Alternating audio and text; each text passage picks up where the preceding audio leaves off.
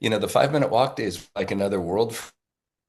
I don't, I mean, I loved them. I had so much fun with them, but when Napster happened, I was done. So it was, Wow. Mm. that was perfect timing because my daughter had just born, and I wanted to be, being a dad is my dream come true. I don't know if you guys know, I grew up in the foster care system. So, Mm. so Oh, being a okay. dad has been my dream since age 8. And so the combination of Napster, which is funny how I don't know if you guys want to jump right in it, but Yeah. Let's this do is it. how I found out that I needed to shut down 5 minute walk was that we were co-headlining Cornerstone Festival with MC Hammer. And so Hmm. we were doing a live recording there.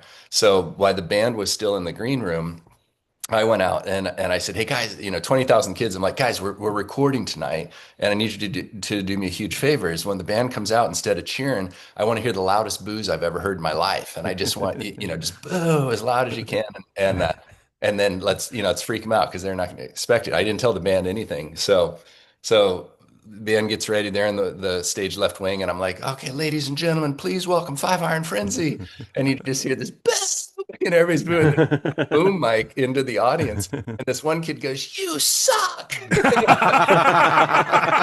So awesome. And so I left it on the track and tried to get EMI to let it go. But there, suck was still a Oh, bad word back then. But I wanted to They were start the EMI whole Christian, album. right? So that's not allowed. Yeah. Oh. Yeah. So I wanted the whole album to start with "You suck" and just the downbeat. Oh But oh. man. it was just so magic. But so the reason I tell that part of the story is at the merch line later that night. Well, before I get there, I also, I don't know, were any of you guys at that show? I I wish. was not. No, No. We did. no. We had Okay. 7 pinatas, and we filled four of them with three of them with candy, and Right. four of them with cream corn. So Yes. We've heard Yes. about Correct. this. Yeah. that was super Yeah. fun. But in the Little merch Mike line, Knott tribute, sorta. yeah, but and so in the merch line, three different kids came up to me with pirated CDs and said, "Hey, can you get the band to sign this for me?" And I was like, "Oh, cool. Where'd you get this?" They're like, "Oh, in our dorm room. We just bring all our hard drives there and we burn them, and it's no Mhm. problem." And it hit me. These kids have no idea they're stealing from me right now. No idea they're Mm. stealing from the Yeah. band. And so and my daughter had just been born, and so I went home and I was just like, you know what, I'm gonna call it.